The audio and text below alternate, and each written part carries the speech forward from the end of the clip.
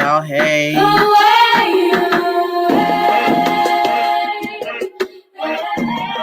on in. Come on in.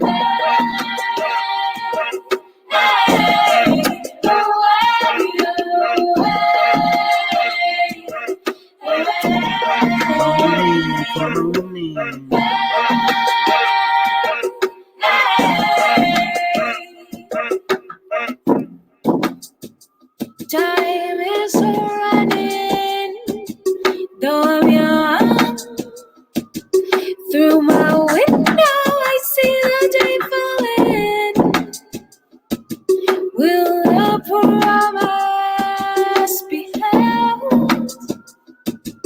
For I see the unfolding. Don't give up, I don't give up, baby. I feel the pain, but I'm alive. Why should I be racing? Why should I be racing? My fatal flames. Why should I be racing? Should I be racing? My fatal flames. Come on in, y'all. Holland's in the house.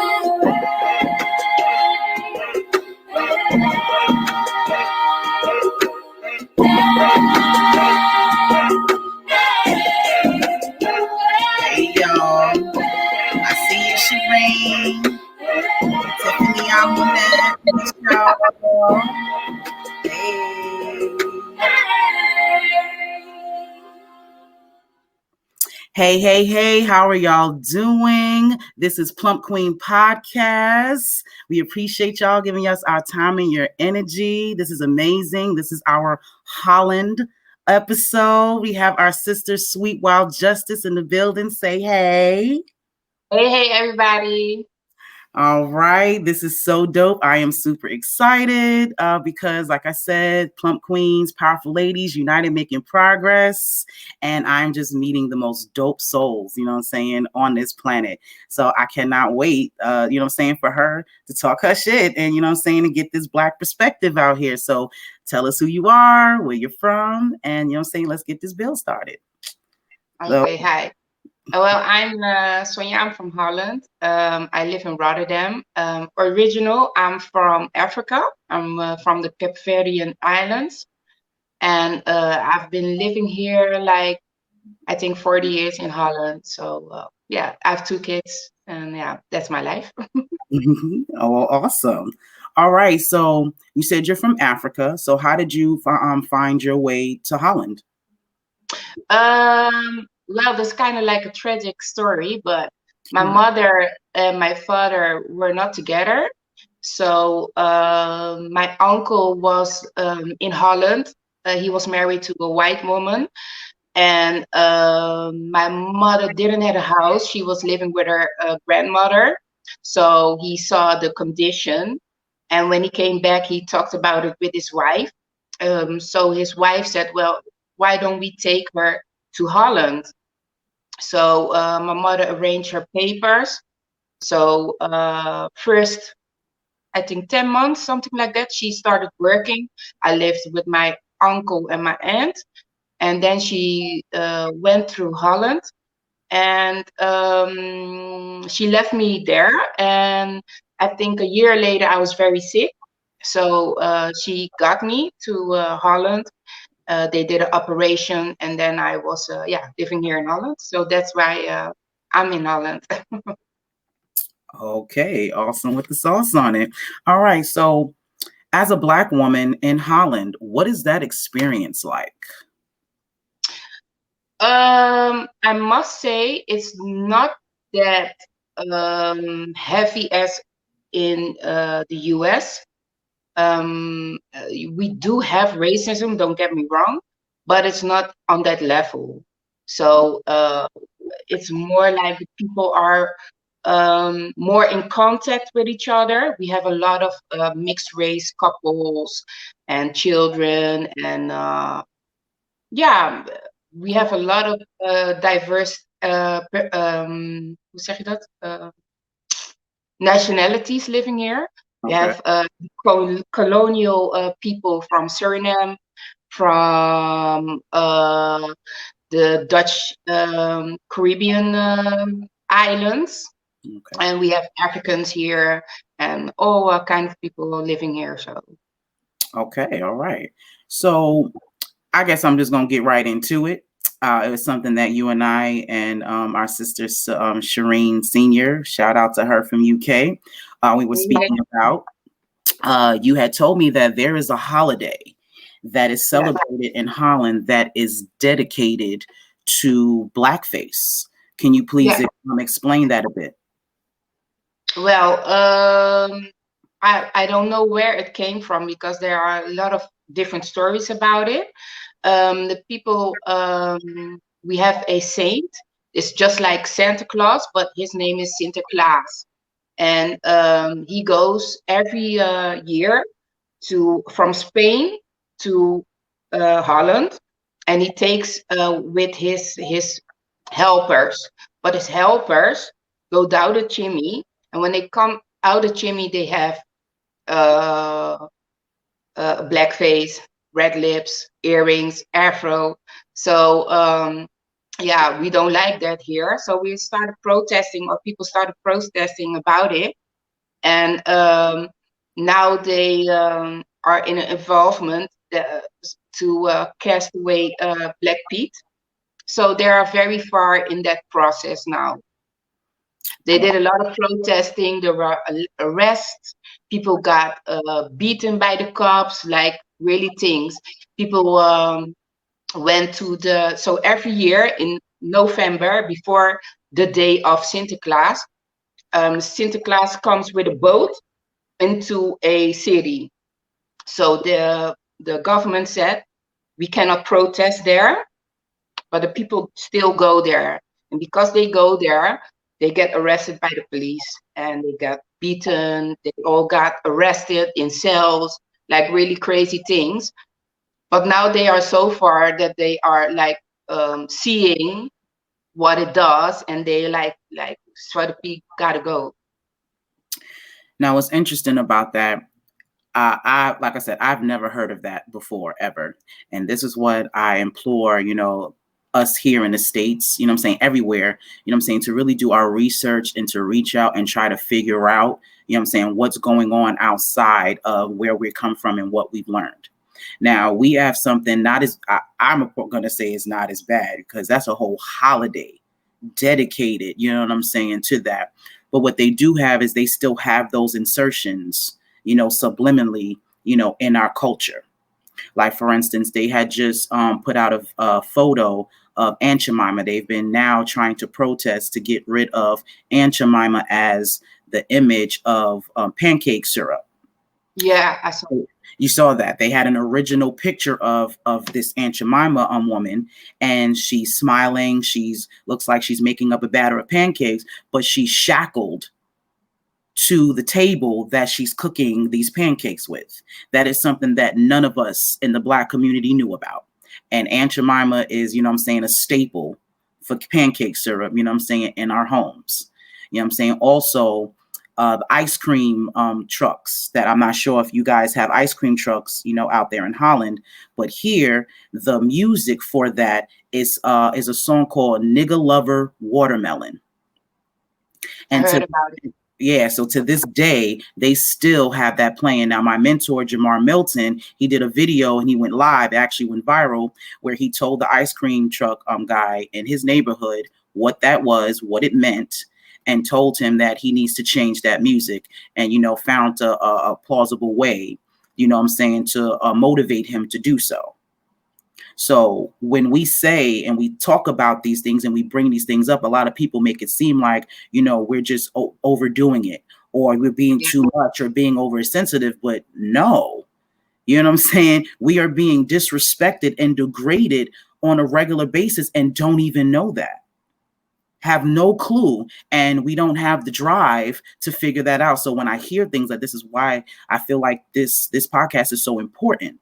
Because if you now know that these things are happening somewhere else, it makes you want to think about, well, what else is it I don't know? This obviously has to be real if it's happening in other places.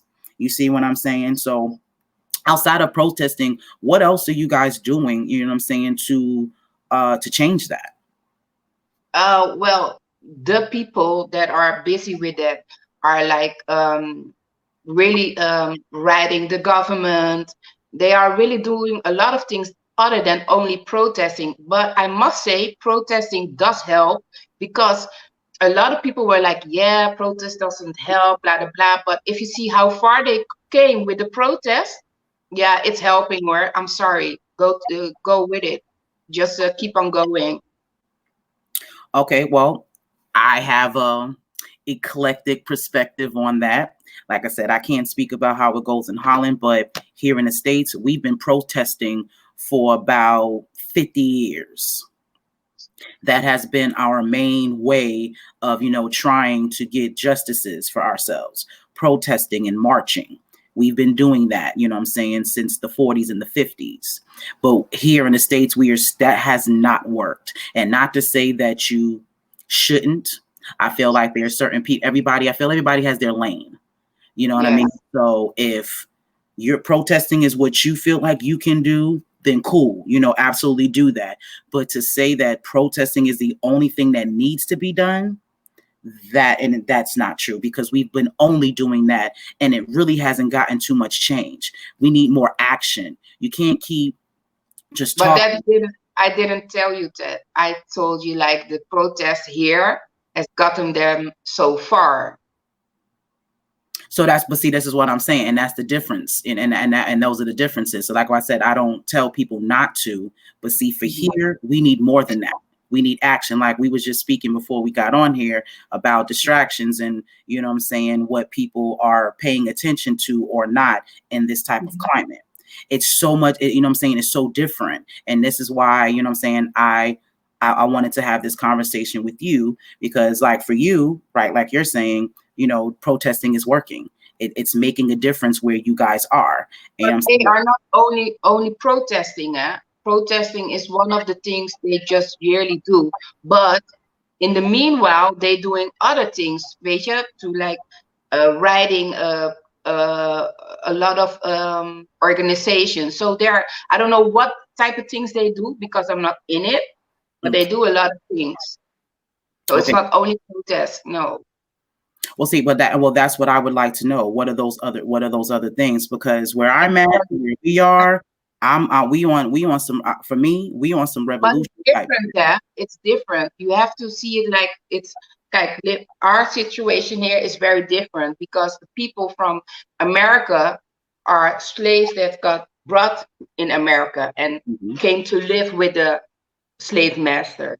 And we're not like that. We just came from our own country to Holland. So there's difference in why it is not there completely with you guys start, because those people that live there are the offsprings of the slave masters. I don't say that Holland doesn't have that, but it's very strange, because it's very different, because the slave masters in Holland didn't live with their slaves. You guys really live with them on one country, and you have to figure it out after 400 years. Okay. Please elaborate a little bit on that, because see, that I didn't know. When I'm thinking about the Atlantic slave trade, when I think of that, I feel like there are different boat stops. Like we were all shipped in different places. You know what I'm saying? So I wouldn't know how they reacted, or how that has trickled down through the centuries for other, because like you just said.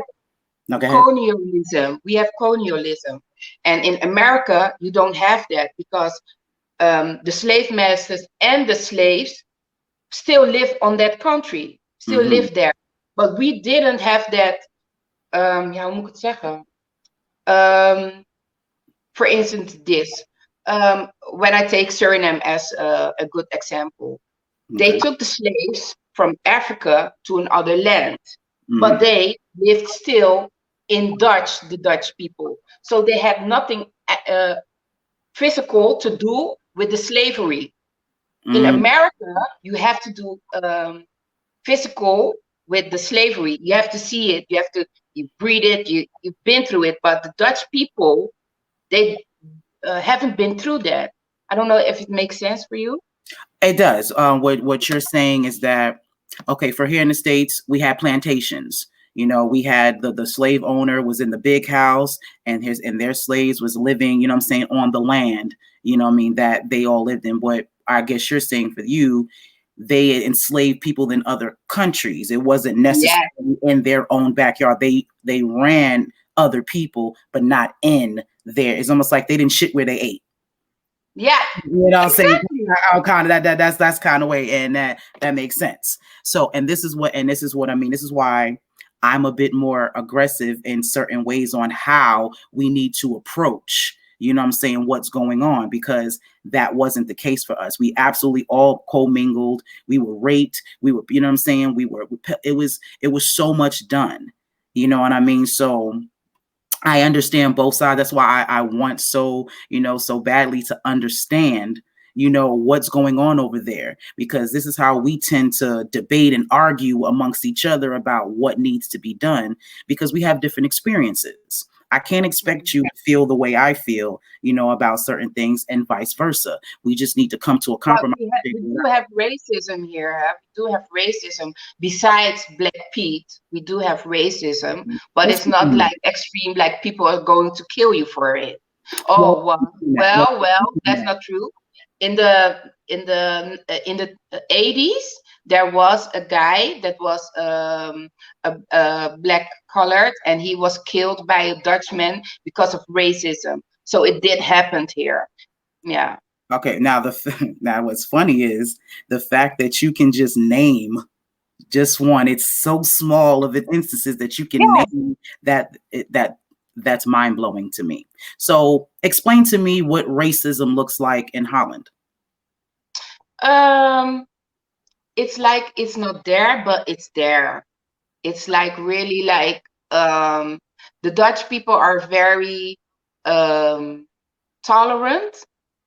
A lot of people do mingle and don't see color, but yeah, we see color. So that's another conversation what we also have with them, Beja.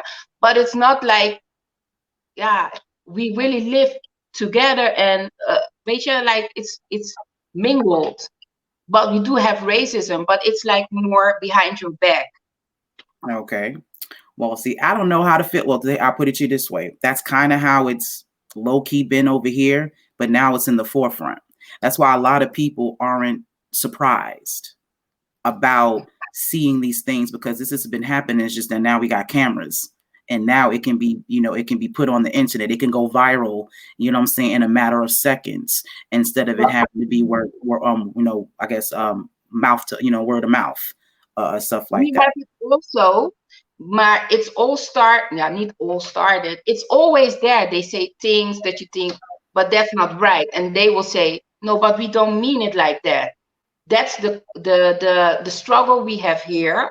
Okay. And now it's so far that even the Dutch football players, they are really like vocal about it. It was on a Dutch sport program that one of them was very yeah, Okay.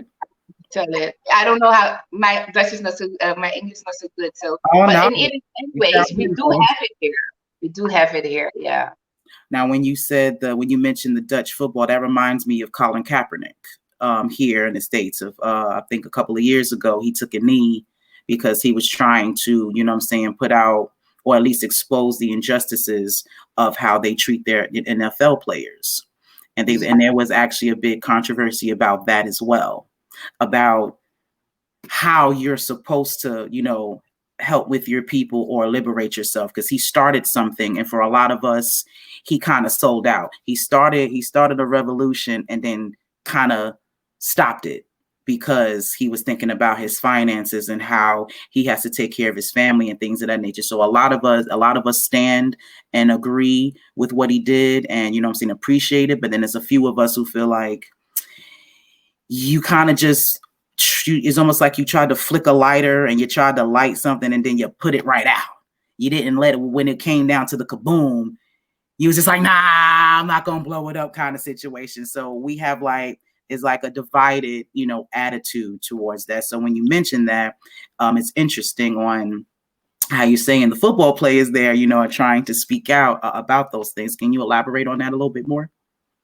Not really, because I don't follow it. I see it in the, in the little things. But there are, yeah, people, Dutch people, football players who say, yeah, it's not a big thing. There's no racism. But the thing here in Holland is there are people saying there is no racism, and there are other people saying there are racism. So that's a kind of the flow here. So Okay, so in your life, in your universe, how does that play out? Is there, you know what I'm saying? Do you experience that? Do you see it in, it could be indirect on the outskirts?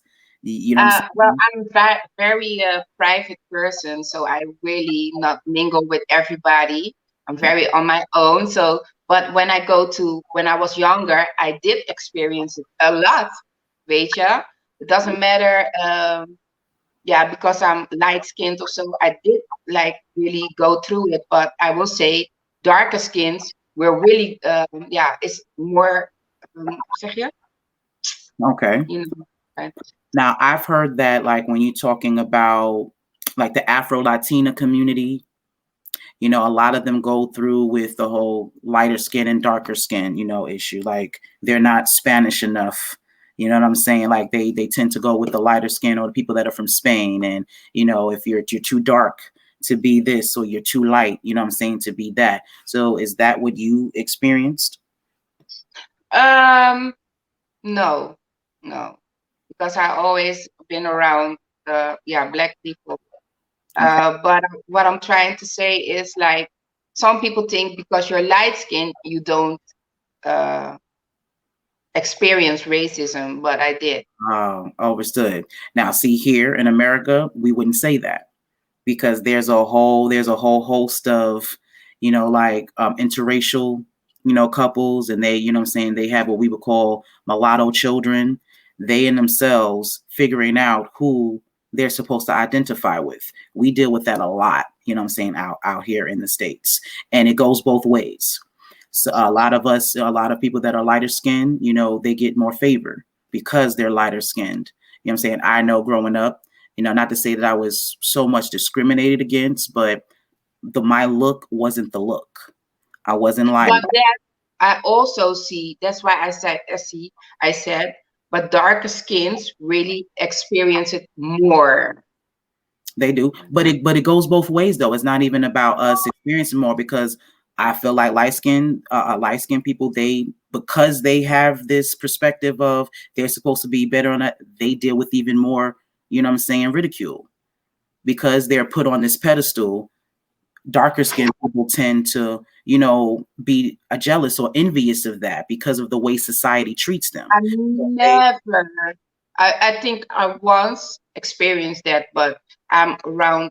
Well, I have been around a lot of darker skinned women, but I never experienced that. well, that's good. That's amazing. I know a lot of people who have, they're not, because they're the only light skinned person, and certain people give them a certain attention. It makes everyone else around them not like them. I, Mm. I know people who deal with that on a regular But it basis. depends on how the lighter skin reacts to the attention. That's also a thing. That is too, and it's kind of hard, because it's like, how do you get upset with somebody, what I'm saying, for almost using a resource that they have? You don't ask to be the color that you are. You're born, and that's, what I'm saying, who you are. So even like when you say white privilege, what I'm saying, I want equal. I personally just want to be sovereign. I don't even want to be so much as equal to anybody. I want to be my own entity in my own space. That's what I truly want. But at the same time, if I'm going to think logically, when you talk about white privilege, how can you really be upset with somebody for using a privilege that is afforded to them? You know Yeah, what I'm saying? that's true. You see what I'm saying? When you think logically, if we had Black privilege, I don't think that anybody Black would want, you know what I'm saying, to give up that privilege, especially if it's going to be afforded to their children. This is why I speak so highly about sovereignty.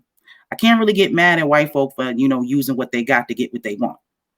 We just need But to be able to do the same thing.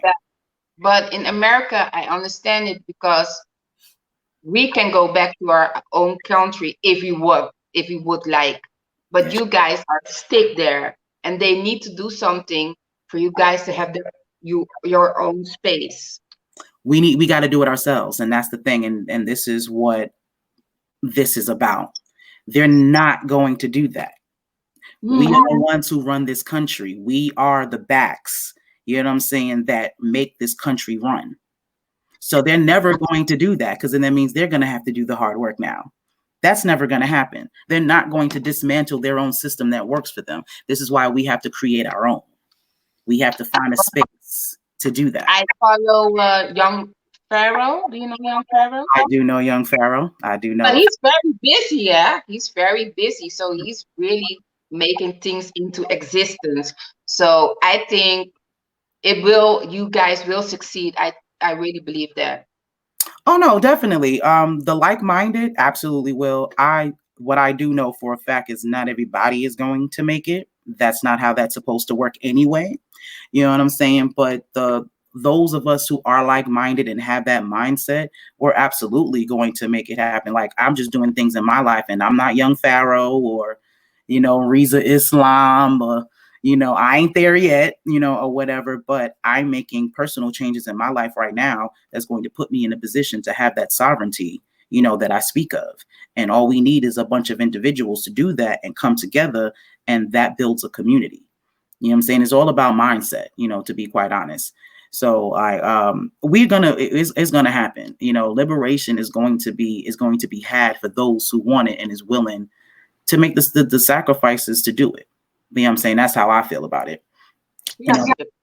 So I just want to, give everybody the opportunity to do that. That's why this information is important. Because again, I can't make nobody listen or do what I want them to do or feel the way I want them to feel. But I want to have this information out there so you get to make that choice. I wanted to say something. Besides that I live in Holland, or somebody else lives in Germany, or somebody else lives in France or in the UK, I think we all experience, or our forefathers, ancestors experienced slavery. We want to be free in a kind of way, like we all need to have our own thing. Like Africa is like bonded by every Western country. Like we need to break free from that, we as a global need to do this together. It's not only America. It's not only, we all have to do it together. Exactly. I agree 1,000%. And that's why we're having this conversation, sis. So we can do that. So, we can, like I said, we can, bridge those gaps. You know what I'm saying? This is great information, to know. So I know when I go to Holland, I can fall back a little bit, you know what I'm saying? And, it's a little bit different. So I ain't got to come in through with the pistol real, you know what I'm saying? You just learn, learning is what we need to do. We have been controlled our whole lives. Everything that, what I'm saying, we think that we know has been taught to us, honestly, by our oppressor. We need to go out there and learn for ourselves and see and touch things for ourselves, and then make your own discernment of what that is or what that means. You don't even got to take my thought process for it. Just research yourself, find that out for yourself, figure out what's going on out, like I said, outside of the 5-6 square blocks that you live in. Most of us here in America, as far as Black people, we're very closed-minded. We don't want to go outside of what we're taught. And that's what keeps us bonded. Because this is we're in the era of information. This information is free. I'm not talking about anything that's mine. This information is not ours. It's out there. You know what I'm saying? We're just choosing to seek it. Like you were saying before, you've been asking your universe to, have this type of situation to, talk and to mingle with other, other women. And here you are. Yeah. I'm saying, like, and when that's what you want, it happens. So this is probably going to spark somebody else who wants to learn. I had dinner with a sister last night that she's really coming into her awakening and figuring out who she is and finding self. And it's just so dope. Like, this is what we need. You know what I mean? That's what's going to lead us to our liberation and what's going to, make it okay if we keep doing that. So I really appreciate you. I feel very blessed to have met you. You know what I'm saying? This is super dope. If there's anything else that you would like to talk about, because, we're going to see, let's let y'all know, you're going to be seeing Miss Sweet Wild Justice more often, because this is going to turn into a panel of Divine Feminine, and we're going to be tackling a host of different topics, because there's plenty to talk about, and we need all of those perspectives. You know what I'm saying? So if there's anything else you want to tell the people, anything else you want to discuss, you know what I'm saying? Let's know, because we got the time. Well, I only want to say is that the people in Holland are very in solidarity relation. Okay. I don't know how to say it. Solidarity. With the people in America, with everything that's going through. We see it all. We have Facebook. We see it coming down our timeline. We are trying. We also get woken by that, and we're trying to do our different stuff. Some people start businesses. Some people do other things. So we are on the same page, and let's unite. That is what I love to hear. Plump Queens, powerful ladies, united, making progress. I'm excited. You have no idea. I've been dreaming about this situation for the past 3 years, and it is coming to fruition. And I did not think that I was going to have this international connection situation popping so quickly. So I'm just elated. I appreciate your time and your energy. I appreciate you. So again, y'all, you like to see Miss Sweet Wild Justice or Miss Sonia. Sonia. Okay, Sonia. I love that. And your accent is awesome. Just to let you know that you're great. But so this is Sweet Wild Justice, and this is Pump Queen Podcast. And we are going to return, with another episode of All Is Divine Feminine. Now, last week, I messed up with the music because I'm learning the situation. So I turned my mic off by accident. So I was sitting there grooving and there wasn't no music on. So we going to try this again. I'm going to make sure I do it right this time. You know what I'm saying? And let's find the song that I'm going to pick. Here it is. So this is the end. Love, love, love, y'all. Peace, love, and light. Always be inspired. You know what I'm saying? Please support the brand. If you love this show, if you love Inspiration TTV, as you can see on the ticker, support the brand, donate $27 to the Cash App. And this is going to help, bring this media company on fire. We are pushing. And I appreciate everyone who has ever supported, because this is why we are here today. So I love, love, love y'all. I appreciate y'all. Keep watching, keep supporting, and of course, keep being inspired. So we're going to hop on this song as we go out and smile. So let's do it.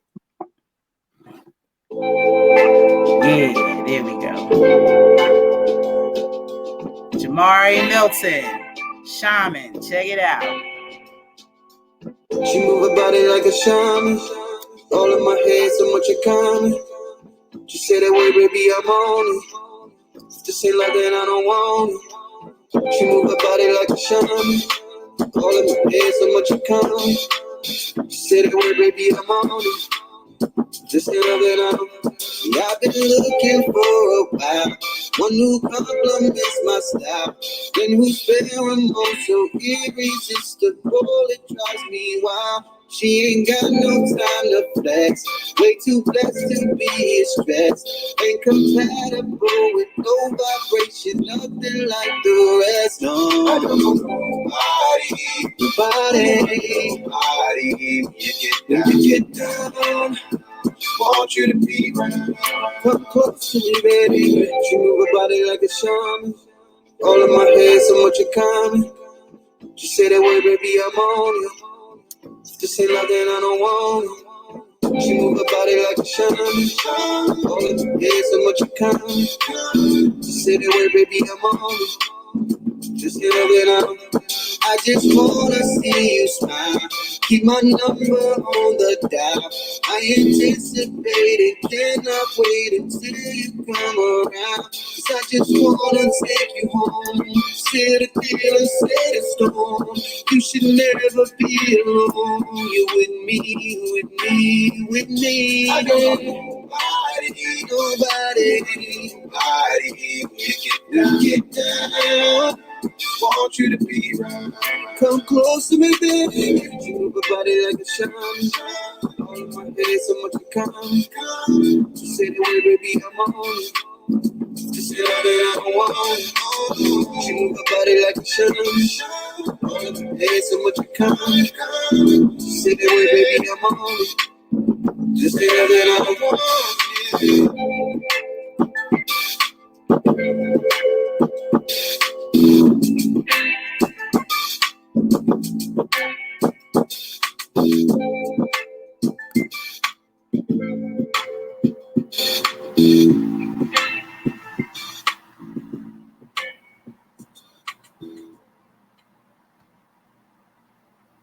Hey, yo, D Smoke.